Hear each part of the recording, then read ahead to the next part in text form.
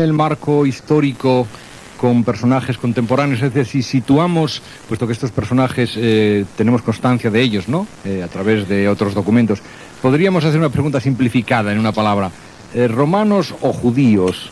Podríamos situar los personajes históricos contemporáneos a Cristo que han tenido una gran trascendencia histórico-político en 3 romanos y 2 judíos. Los 3 romanos serían Octavio Augusto, que es emperador de Roma en el momento del nacimiento de Jesús, y así nos lo dice Lucas en su Evangelio, en el pasaje 2.1, que dice que habiendo ordenado el emperador Augusto un censo, todos iban a inscribirse en el lugar de donde procedían. Roma era muy respetuosa con las costumbres de sus provincias, de sus provinciales, y los judíos no se sienten nunca del lugar en donde viven o en donde residen, sino del lugar de donde son sus antepasados. Como sabemos por el relato de los evangelios, que el padre putativo, el padre formal de Jesús, es San José, que era de la estirpe y casa de David, por eso va a censarse a Belén, que era la cuna del rey David. El primer personaje, por lo tanto, es Octavio Augusto. Octavio Augusto es un personaje importantísimo en la historia de Roma. Octavio Augusto hereda el poder militar y el poder político de su tío César Augusto, Cayo Julio César. Hereda el poder militar porque estamos en un momento de una crisis enorme en las instituciones republicanas romanas. Esa crisis se salda con 2 triunviratos. El primer triunvirato es César Pompeyo y Craso.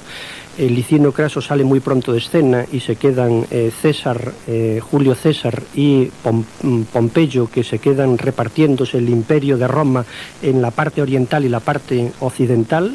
César se queda con Occidente y Pompeyo se queda con el Oriente. Posteriormente hay desavenencias políticas y militares entre ellos, y César, pasando el famoso Rubicón con la frase de Alea jacta es, cae sobre Pompeyo, derrota a Pompeyo y se queda como señor y dueño político de la situación militar y política romana.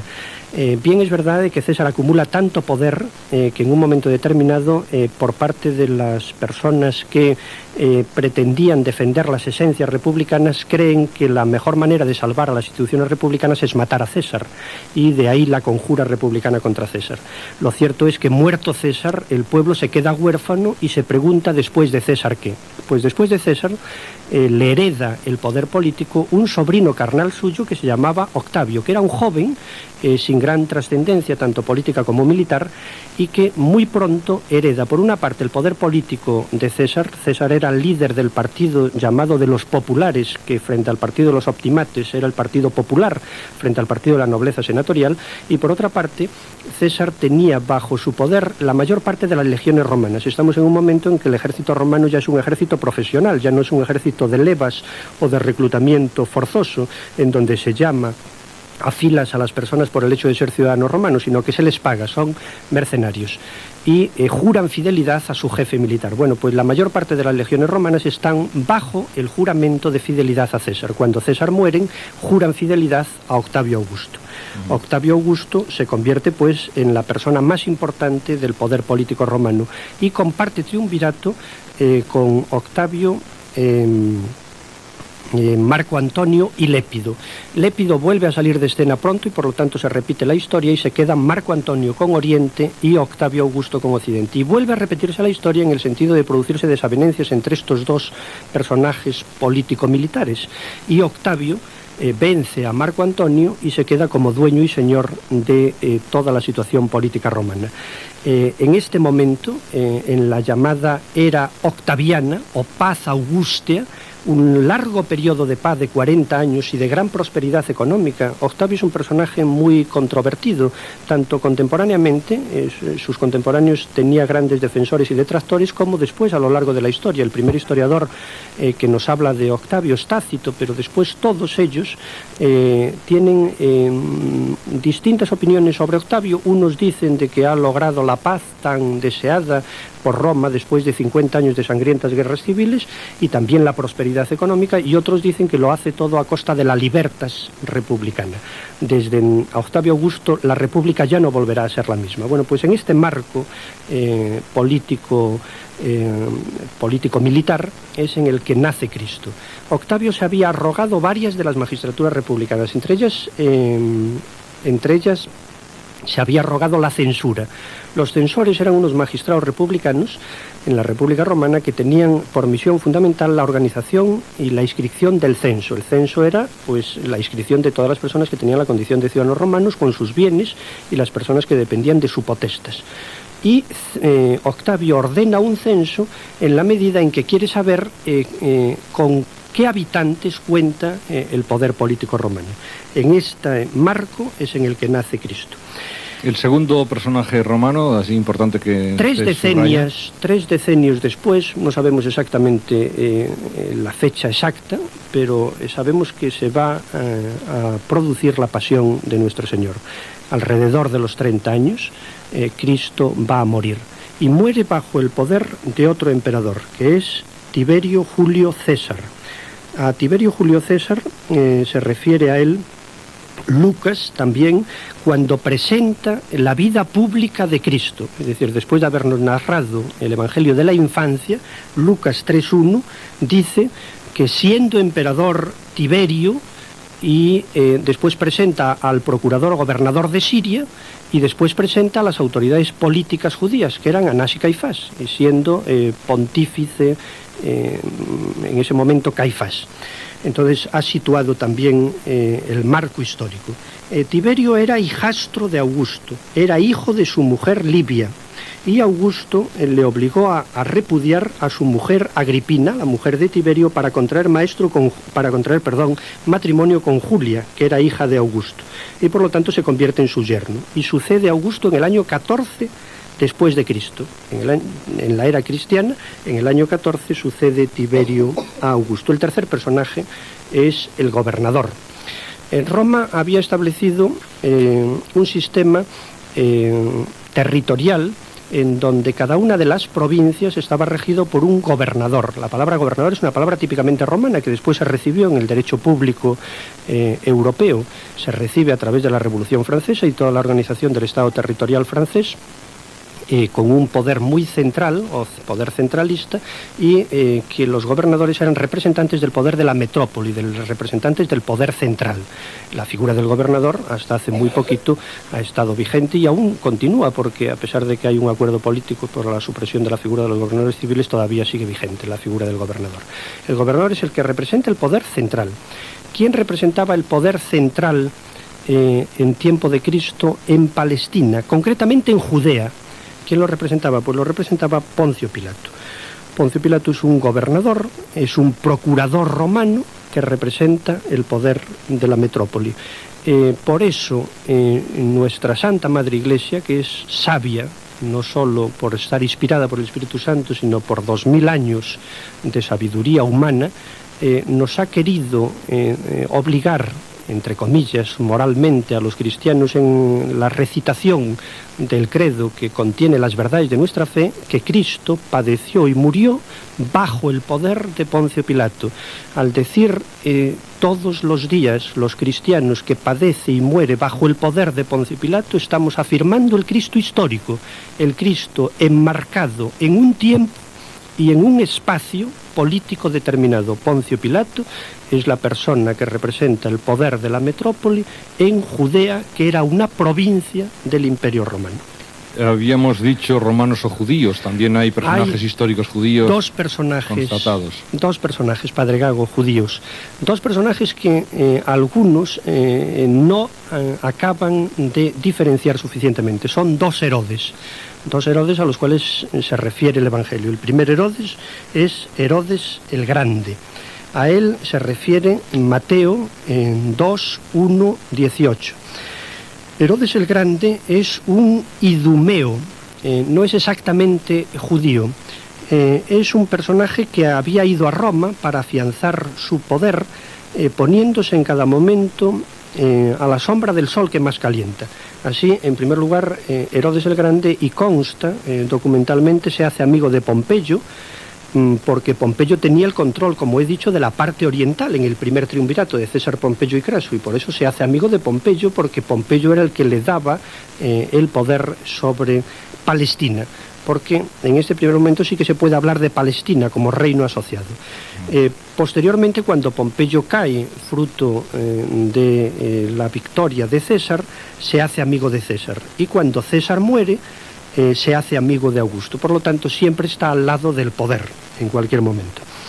Es un personaje faraónico, que le gustan mucho las obras absolutamente monumentales, y es un personaje terriblemente sanguinario. Digo que es un personaje faraónico porque embelleció la ciudad de Jerusalén, y para tener contentos a los judíos reconstruye y embellece también el templo de Salomón. A la muerte de Herodes, el poder en cambio se fragmenta en una tetrarquía, repartiéndose el poder fundamentalmente en favor de sus hijos. Así, su hijo Arquelao se queda con el título de tetrarca, y que se queda con el título de tetrarca teniendo el poder sobre Galilea.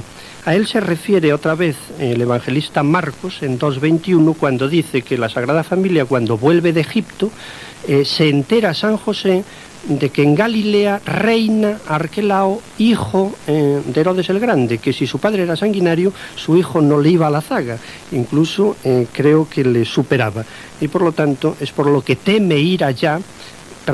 Arquelao no está en Galilea, está en Judea. Arquelao está en Judea. Entonces, cuando San José vuelve con la Sagrada Familia, donde teme fijar su residencia es en Belén. Y como Belén formaba parte de Judea, porque Belén es una pequeñita aldea que está cerquita de Jerusalén, es por lo que San José teme instalarse de nuevo en Belén, y por lo tanto se va a la zona de Galilea, a un pueblecito que se llama Nazaret, y dicen los evangelistas, y así se cumplen las escrituras, de que será llamado Galileo. ¿El otro Herodes? El otro Herodes es Herodes Antipas, que es también hijo de Herodes el Grande. Quería decir, para terminar muy brevemente con la figura de Arquelao, que a causa de los abusos de poder cometidos por Arquelao, los judíos le piden a Roma que le destituya en el poder que tiene sobre la provincia de Judea, que es una parte de Palestina, que es donde está Jerusalén. Y entonces Roma destituye a Arquelao, y fruto de la institución de Arquelao, que era hijo de Herodes, es cuando nombra a un gobernador que es Poncio Pilato. O sea que la destitución de Arquelao provoca el nombramiento de un gobernador romano que va a detentar el poder en representación de la metrópoli, que es Poncio Pilato. El otro Herodes es Herodes Antipas, es el que está unido a Herodíades, que es la mujer de su hermano Filipo, que es otro de los que tiene la tetrarquía de la sucesión de Herodes el Grande, Filipo. Filipo me parece que tenía el gobierno de Perea, que era la Transjordania, más allá del Jordán, porque a la muerte de Herodes el Grande, Palestina se fragmenta en esos pequeños reinos. Entonces, Herodes Antipas es el que va a ser denunciado en su conducta adúltera por Juan Bautista, y que le va a decir de que no te es lícito tener la mujer de tu hermano Filipo, precisamente, de tu hermano Filipo. Este Herodes Antipas es el Herodes de la Pasión, es el Herodes al cual va a remitir Pilato a Cristo, porque lo cree de su jurisdicción, y este Herodes Antipas es el que está en Galilea, es el que tiene el gobierno de Galilea y de Samaria. Bien, profesor, otra cuestión global. ¿Existen fuentes escritas de carácter histórico distintas a los textos revelados que avalen la historicidad de cuanto nos está contando? Bueno, lo primero que quería decir es que cada vez es más firme la absoluta certeza científica de la historicidad de los evangelios.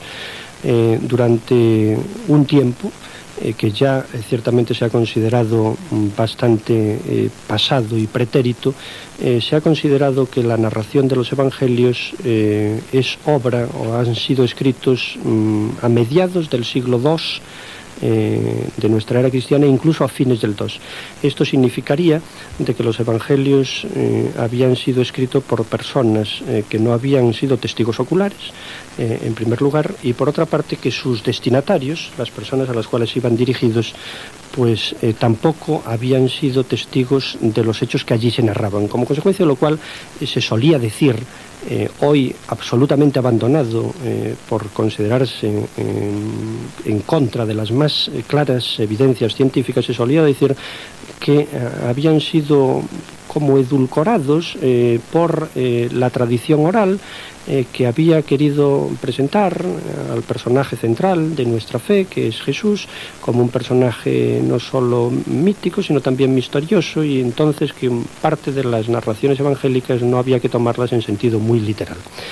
Con los últimos descubrimientos, no solo de las cuevas del Qumran, sino también de fragmentos de papiros, algunos de ellos conservados en un college de la Universidad de Oxford, se ha podido demostrar, y creo que tenemos que estar muy satisfechos y orgullosos, porque una de las personas que más ha intervenido en esta investigación es un jesuita español, que es el padre O'Callaghan, que los evangelios, del de Marcos se da por absolutamente cierto, son casi contemporáneos a la muerte de Cristo. Se dice que están escritos antes del año 50 de nuestra era. Si están escritos antes del año 50 de nuestra era, es absolutamente cierto de que muchas de las personas que escuchaban esas narraciones evangélicas habían sido testigos oculares de los hechos que allí se narraban.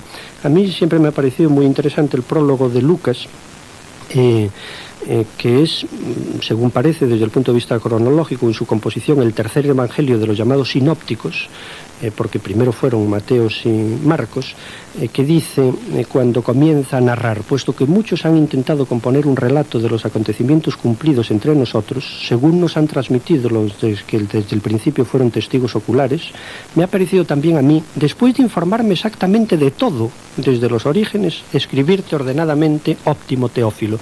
La palabra Teófilo significa hijo de Dios o el que ama a Dios, por lo tanto se dice por parte de los escrituristas que quizás no sería ni siquiera un personaje real, sino que se lo estaba dirigiendo a la comunidad creyente. Pero dice, después de informarme exactamente de todo desde los orígenes, y muchos han intentado componer un relato de los acontecimientos que han sucedido entre nosotros. Lo cierto es que las fuentes evangélicas son, desde un punto de vista rigurosamente científico, fuentes históricas. Pero bien, como me preguntaba usted, Padre Gago, acerca de las fuentes al margen de la revelación, voy a citar alguna fuente gentil, fuentes que son a veces históricas y a veces literarias. Primero, en la vida de Claudio, que escribe Suetonio es un romano del siglo II de la era cristiana, en esa vida de Claudio dice este historiador romano: Claudio expulsó en los años 50 de Roma a los judíos que por incitación de Cristo se amotinaban continuamente. Es un texto que cito entrecomillado en la traducción castellana. Dice que Claudio expulsó a los judíos que por incitación de Cristo. A mí me ha sorprendido al leer este pasaje de fuente histórica el decir que por incitación de Cristo, porque parece que trata a la figura de Cristo como si fuera un personaje vivo en el tiempo de Claudio, y que además estuviese en Roma provocando que una comunidad de creyentes se reuniese y practicase los signos y los cultos de su propia fe. Me recuerda también un pasaje de los Hechos de los Apóstoles, que ahora mismo no recuerdo ni el capítulo ni el versículo, en donde cuando persiguen a Pablo, el procurador al cual se lo presentan después de haberlo capturado y acusándolo de sedición, de que amotinaba a los que se congregaban a escucharle, le dicen, porque predica a un tal Cristo que dice que vive. Es decir, ciertamente es maravillosamente entrañable el comprobar cómo las primeras comunidades cristianas estaban absolutamente convencidas de la resurrección, hasta tal punto estaban convencidas que a los ojos de los extraños hablaban con tal fuerza y tal viveza del Cristo que vivía, que lo hacían vivir casi realmente entre ellos. Otra fuente documental histórica romana es Tácito.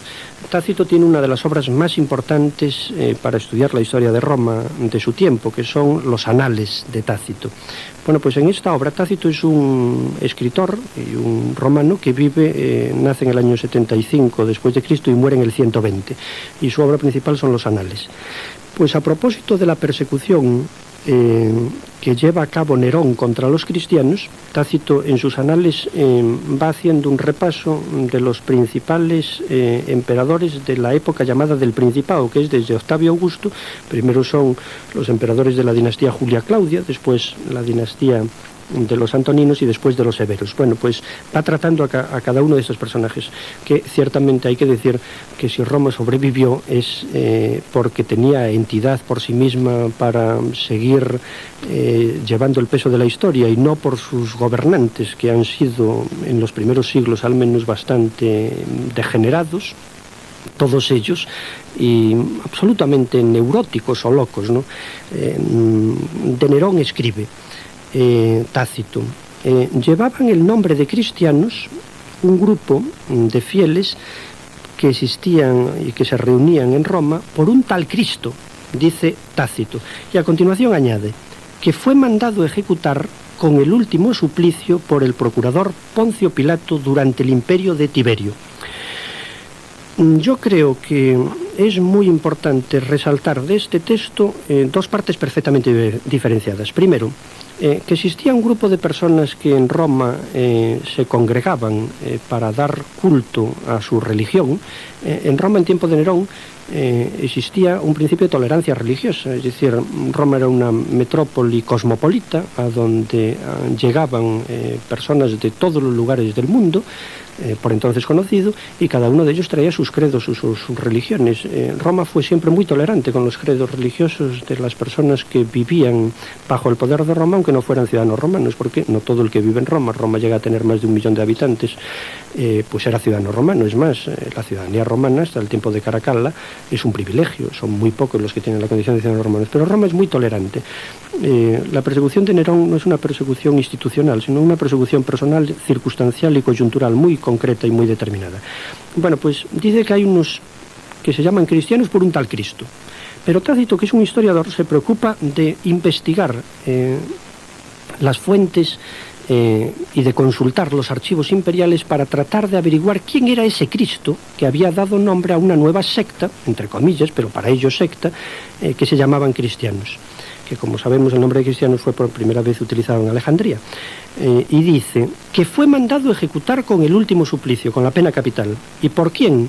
¿Quién ordenó la ejecución? Poncio Pilato. ¿Y quién era Poncio Pilato? Un gobernador, que estaba situado ¿en dónde? En Judea, durante el imperio de ¿quién? De Tiberio. Es decir, creo que es absolutamente claro que consultaría los archivos imperiales a los que se remitiría la copia de la orden de ejecución, porque ciertamente Roma, que llevaba muy escrupulosamente todas las cuestiones administrativas, también de los procesos penales y criminales que se ejecutarían en provincias, llegaría la orden de ejecución de una pena capital realizada en provincias a los archivos imperiales. Y allí fue Tácito, como buen historiador, consultando directamente las fuentes, y se enteró de que Cristo había sido un judío que tiempo atrás había sido condenado a pena capital por parte de Poncio Pilato. Y la última fuente romana es Plinio el Joven. Plinio el Joven es un historiador, pero también un militar. Es legado. El término legado es un cargo militar.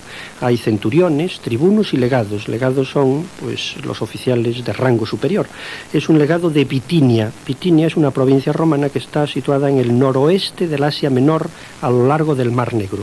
Y en una carta que le escribe Plinio el Joven al emperador Trajano, Trajano ya sabemos que es de origen hispano, Adriano y Trajano son ya antoninos y son ya grandes emperadores, es decir, no tienen nada que ver con los personajes y personajillos de la dinastía Julia Claudia, sino que ya le dan una grandeza a Roma desde la propia poder central. Pues le escribe a Trajano, Plinio el Joven, y le dice: los cristianos aquí, es decir, en Bitinia, se reúnen a la puesta del sol y cantan himnos a Cristo que lo consideran Dios, y después cenan de forma inofensiva.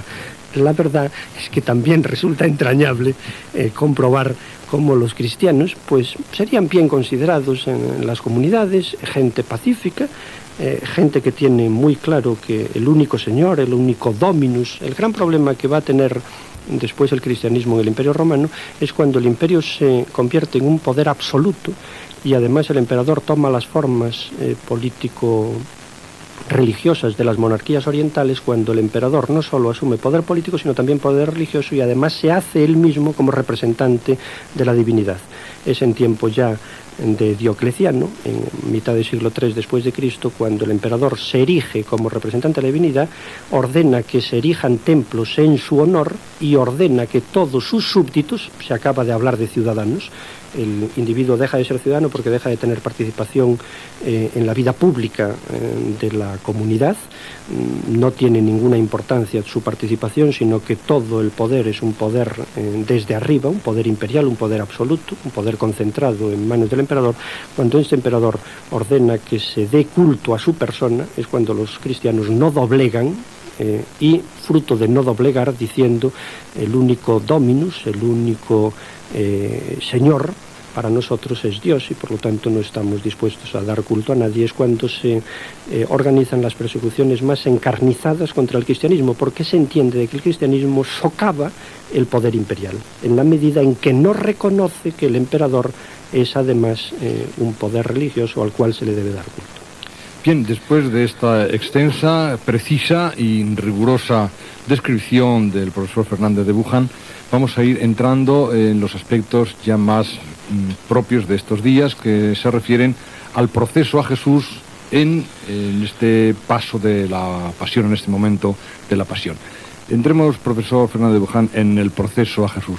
En esto habrá muchos aspectos. Ahí se habla de que si ha habido si hubo uno o dos procesos, si los romanos tuvieron una responsabilidad formal o puramente, no sé cómo describirla, puramente jurídica o legal, o de qué características, cuáles son las diferencias de la intervención del Sanedrín, etcétera.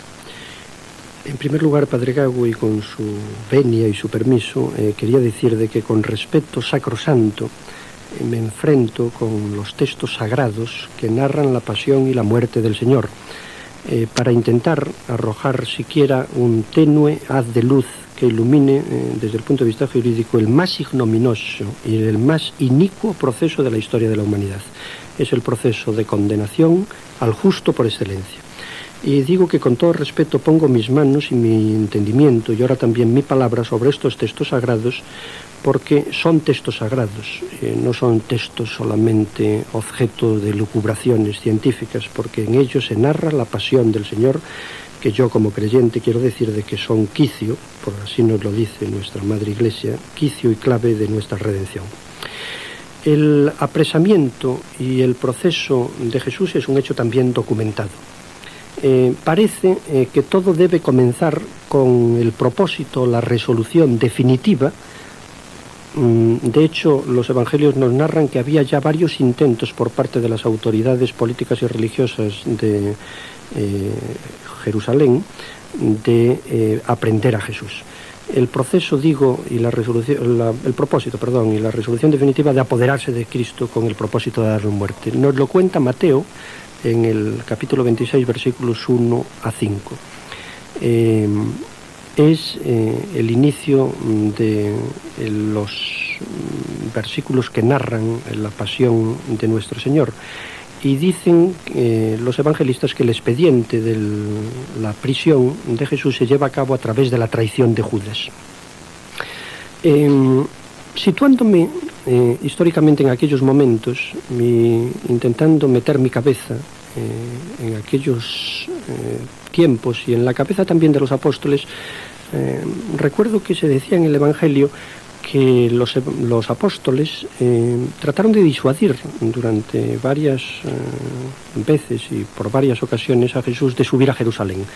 Le dicen: Señor, no subas a Jerusalén porque todos están pendientes de apresarte para darte muerte. Y el Señor, absolutamente decidido, dice: a esto he venido, y también dice: ningún profeta muere fuera de Jerusalén, con lo cual sube totalmente decidido a la capital porque sabe que se van a cumplir las Escrituras y por lo tanto su misión. Es también absolutamente maravilloso el leer la convicción firme de Jesús de decir de que no me quitan la vida sino que la doy yo. Es una idea absolutamente clave en el análisis de la pasión. Es decir, estos acontecimientos no discurren respecto de Cristo como discurrirían respecto de cualquiera de nosotros, en donde los acontecimientos pueden llevarnos abocados a situaciones que no queremos, sino que Él tiene el dominio pleno en todo momento de la situación, y yo voy a dar la vida. Bueno, pues lo primero que aparece es la cena pascual, que la preparan Pedro y Juan. Hoy que tanto se dice en algunas ocasiones, ¿no?, por parte de algunos, de que yo soy creyente y creo en Dios y creo en Jesús y lo rezo y tanto en las necesidades como en acciones de gracias, pero no creo en la Iglesia. Creo que hay que decir de que Jesús, desde un punto de vista humano, de todos sus contemporáneos escogió a 72, de 72 escogió a 12, de 12 escoge momentos especiales, especialísimos, la transfiguración, la resurrección de la hija de Naín, etc. Escoge a 3, de 3 casi escoge a 2, porque Pedro y Juan también hacen un binomio especialísimo en algunas ocasiones, entre ellas esta, que les ordena preparar la Pascua, y de 2 escoge a 1. El primero de Pedro está visto constantemente a través de confirmaciones por parte de Jesús. Bueno, pues en el primer día de los ácimos, que es el primer día pascual, se prepara la Pascua, sería el jueves por la tarde, y al terminar Jesús se dirige al otro lado del torrente Cedrón, a un lugar llamado Getsemaní, que sería un huerto de olivos. Parece ser de que era muy frecuente, y así nos lo dice Juan.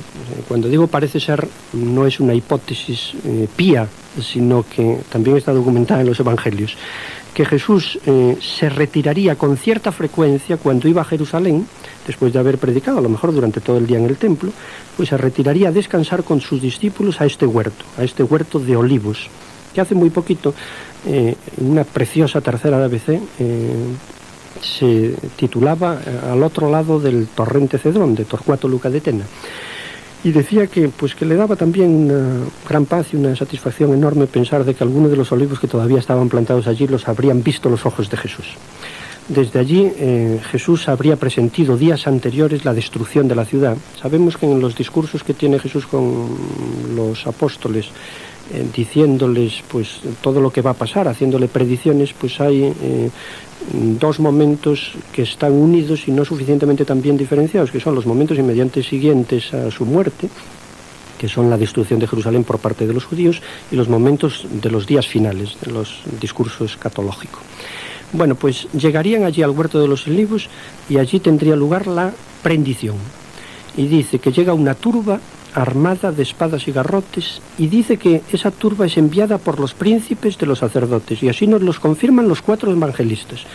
Primera idea: Cristo no es apresado por orden de los romanos, sino por orden y mandato de las autoridades político-religiosas del pueblo de Israel, de los judíos. Digo político-religiosas porque el poder en Judea, el poder autóctono, no el del gobernador Poncio Pilato, el poder autóctono es un sistema de poder llamado teocrático. Es un poder en donde se detenta poder político, pero se funde con el poder religioso. Son guiados por Judas, y los que lo prenden son los alguaciles del Sanedrín. Sabemos también de que estaba entre esos alguaciles del Sanedrín un siervo del propio sumo pontífice llamado Marco, al cual los evangelistas sinópticos no dicen quién, pero después Juan, que escribe a fines de nuestra era cristiana, nos dicen que el que le corta la cabeza es la oreja es Pedro. Quizás el propio Pedro en vida no querría que se supiese, pero no por falsa humildad, sino por que a lo mejor pues las primeras comunidades considerarían un acto de valentía, igual que está reflejado en todos los evangelistas sinópticos la triple negación, y ahí está dando una maravillosa prueba de humildad el primado de la Iglesia, el jefe de esa pequeña comunidad de creyentes que no tiene ningún inconveniente en que los creyentes sepan que él negó 3 veces al Señor, pero en cambio tiene cierto pudor en reconocer que eso pudiera ser atribuido como un gesto de valentía, ¿no? Eso de heroísmo. Y entonces Juan, mucho más tarde, va a decir de que va a ser Pedro. Bueno, pues ahí está el prendimiento, la prisión. Después, ¿a dónde los llevan? Los evangelistas sinópticos nos dicen que los llevan a la casa del sumo pontífice, que en aquel año, porque el Sanedrín se renovaría en la condición de sumo pontífice, desde un punto de vista temporal, nos dicen que el sumo pontífice era Caifás. Pero Juan, que es testigo directo, nos dice que antes de ser llevado a Caifás es llevado por orden de Caifás a la casa de Anás, que era suegro de Caifás. Caifás era el sumo pontífice. Yo aquí querría abrir un pequeñísimo paréntesis para distinguir 2 conceptos romanos que aquí me parece que vienen como anillo al dedo, que es los conceptos de autoritas y potestas. El profesor Dors, que es el más grande de los romanistas que hay en la historia de la ciencia romanística española, vive todavía, gracias a Dios, y tiene una producción científica extraordinaria, distingue muy bien entre autoritas y potestas y dice que autoritas es saber socialmente reconocido y que potestas es poder jurídicamente reconocido. Si analizamos muy mínimamente estas 2 definiciones, autoritas es saber, mientras que potestas es poder. Autoritas es saber socialmente reconocido, mientras que potestas es poder jurídicamente reconocido. Lo cual quiere decir, ¿quién tendría el poder en Judea desde el punto de vista de autoridades locales? Caifás. Ciertamente, la potestas la tiene Caifás y por eso el proceso se va a celebrar bajo la presidencia de Caifás. Anás no tiene ningún poder. Ahora, ¿qué ocurriría? No solo por suegro, no lo iba a mandar a su casa por suegro, sino que Anás muy probablemente tendría una gran autoritas. Sería un personaje del Sanedrín, primero que habría desempeñado en varias ocasiones el sumo pontificado y en segundo lugar que sería muy reconocido, tendría ascendente, tendría mucho influjo sobre los demás. Aunque el concepto de potestas y autoritas es de derecho romano, sí, la realidad es universal, ¿no? Es decir, que hay personas que aunque no tengan la potestas jurídica, tienen la potestas jurídica tiene la autoritas, ¿no? Exactamente. La autoritas social, la autoritas moral. Esta descripción que usted, profesor, hace ahora es una interpretación desde el punto de vista, digamos, del derecho, de una realidad que trasciende un poco lo estrictamente jurídico, ¿no? Exactamente, padre Gago. Yo suelo decir que la autoritas siempre se basa en razones de fuerza. Es decir, el poder jurídicamente reconocido es poder porque tiene fuerza física detrás. Y por eso ese poder es coercitivo. Y se ha otorgado, alguien lo ha otorgado. Mientras que la autoritas se ha merecido, por decirlo de alguna manera, ¿no? Sí, y no tiene fuerza física detrás. Si alguien nos dice algo basado en su autoritas, si le hacemos caso, se lo hacemos por el prestigio que tiene delante de nosotros. Sí. Mientras que si alguien nos dice algo basado en su potestas, tenemos obligación de acatarlo. Entonces Caifás tiene la potestas. Yo creo que hoy la persona que tiene más autoritas en el concierto de personajes que hay, pues, lógicamente es el Santo Padre, que cuando el Santo Padre va a la Asamblea de Naciones Unidas a discurrir sobre su visión del mundo, no les habla de que tienen que ser buenos y que tienen que rezar mucho, sino que le escuchan como una persona investida de una gran autoritas. Autoritas que le da el primado de Pedro, pero también su propia persona. Es decir, la autoritas puede ser personal o institucional. Personal será derivada de sus propias cualidades y institucional derivada de la institución o cargo que ostenta o encarna. Bueno. Bien, profesor, como el tiempo nos va pisando los talones, como ocurre siempre que se habla en la radio, tendría la bondad de ir sintetizando un poquito los aspectos ya más jurídicos. Pues nos quedan unos 15 minutos. Bien, bueno, los llevan a casa de Anás. Anás lo interrogaría, tampoco los evangelios nos dan ningún dato acerca del interrogatorio de Anás, y muy pronto lo remite a Caifás, que es su yerno y quien ostenta el poder. Al poco pues lo llevan a casa de Caifás, y Caifás, la prisión o prendimiento de Cristo tendría lugar por la noche del jueves.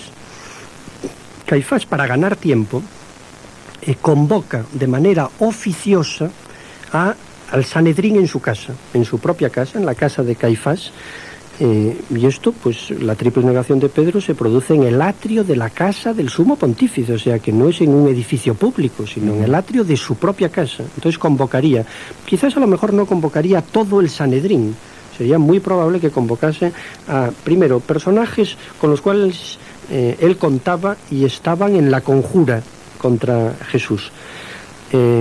Y en segundo lugar, pues suficientemente representativos del Sanedrín. Y entonces, en ese primer simulacro de proceso, lo que se hace es preparar el proceso del día siguiente de madrugada, porque el proceso celebrado con esa nocturnidad sería manifiestamente ilegal. Como consecuencia de lo cual, ahí lo que hay es una preparación. Y ciertamente que hay un simulacro de proceso y hay una preparación, porque ahí se tratan de reunir pruebas contra Cristo. Y los evangelistas nos dicen que se prepararon una serie de testigos y testimonios falsos. Lo que ocurre es que como todo se hace precipitadamente, y todo lo que se hace precipitadamente y de modo improvisado sale mal, hasta los testigos que habían traído se contradicen entre sí, como consecuencia de lo cual ciertamente pues no se ve manera de que quede absolutamente claro la imputación que se le hace a Cristo. Y así también nos lo dicen los evangelistas. Yo quiero también resaltar de una manera muy elocuente que Cristo no se defendió. Y esto ciertamente trastoca absolutamente todo nuestro orden de valores y nuestro modo de proceder normal y corriente.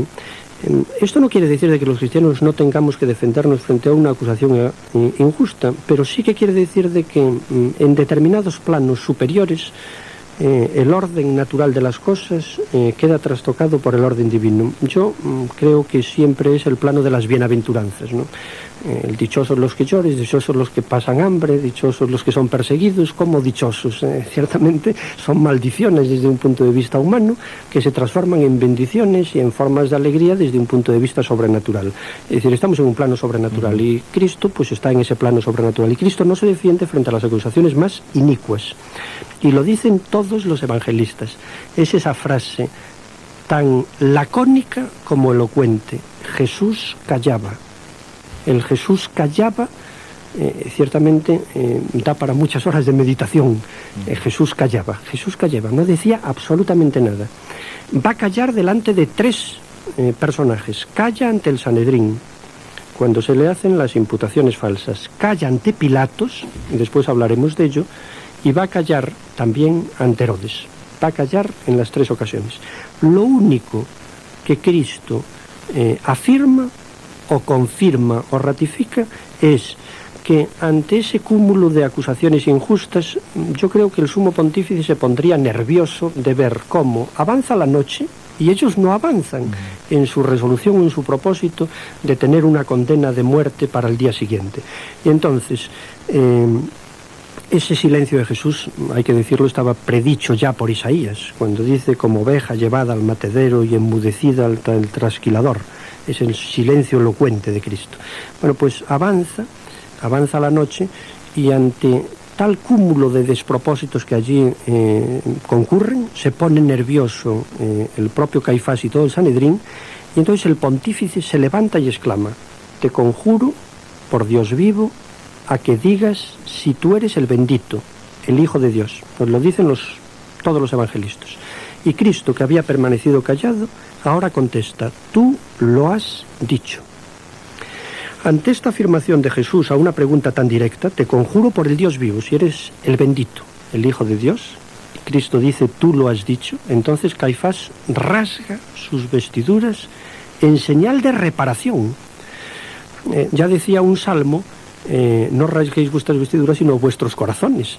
Pero los judíos tenían esa costumbre de, ante una blasfemia, como señal de reparación, rasgaban sus vestiduras. Y inmediatamente de haber contestado: tú lo has dicho, Cristo, el sumo pontífice Caifás grita: ha blasfemado. y pregunta a los miembros de ese Sanedrín oficioso: ¿qué necesidad tenemos de más pruebas? Todos contestan: reo es de muerte. En definitiva, Cristo es condenado, uno, por un tribunal judío, que es el Sanedrín, que es un órgano político-religioso, que estaba compuesto por sacerdotes, por escribas y por doctores de la ley, por un tribunal judío, y es condenado por quebrantar una ley judía, que es de carácter religioso. ¿Y qué ley quebranta? Pues hacerse pasar por hijo de Dios. Por lo tanto, su delito es un típico delito sacro, de derecho sagrado. La pena de muerte es la típica del homo sacer, que diríamos en derecho romano, que es el hombre que se deja su vida a la voluntad de los dioses como ofrenda de expiación por un acto cometido contra Dios. ¿Por qué es condenado Cristo? Para expiar su pecado. ¿Y cuál es su pecado? Un delito sagrado. ¿Cuál es? Hacerse como Dios. Juan lo hace notar, San Juan lo hace notar, cuando dice que Caifás, que era sumo pontífice, había profetizado: conviene que un hombre muera por todo el pueblo. Y dice San Juan, estaba investido del don de la profecía en la medida en que era sumo pontífice, a pesar de que él lo decía desde un punto de vista político circunstancial, de decir, como amotina a las masas y los romanos pueden ver en él un peligro, si él muere salva al pueblo de ser invadido y dominado por los romanos. Profetizó realmente la redención del género humano. Conviene que un hombre muera. Profesor, que tenemos que ir terminando. Los romanos, ¿qué papel juegan desde el punto de vista jurídico y político? Después de esta sesión nocturna, en casa de Caifás, se reproduce el proceso, pero ya perfectamente preparado, y sería un mero expediente a la mañana siguiente. Y así nos lo dicen tanto Mateo como Marcos como Lucas. Dice: llegada la mañana se celebró consejo, pero aquí ya dicen se celebró consejo. Entonces aquí ya hay un proceso legal desde el punto de vista jurídico, para el orden constituido en Palestina, en Judea.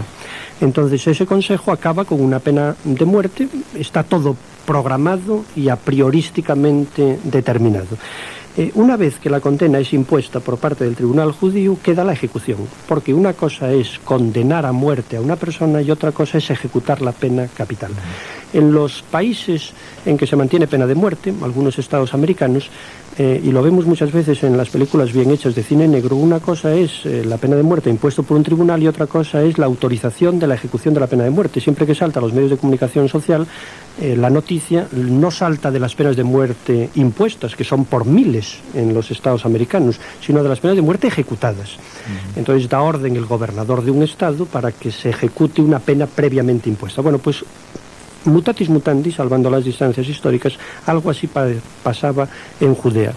En Judea la pena capital la impone un tribunal judío, pero la ejecución se la había reservado Roma. Roma, en ese poder de control sobre Judea, se había reservado el derecho a decidir si ejecutaba o no las penas capitales impuestas. Entonces, atado, lo llevan ante el gobernador, al pretorio, a la Torre Antonia, y lo hacen comparecer ante Pilato. Dice Juan que era muy de mañana. Dice Juan también de que los miembros del Sanedrín no entran en el pretorio a fin de no contaminarse. Se sabe que los judíos consideran de que cualquier contacto con un pagano pues contaminaba, y entonces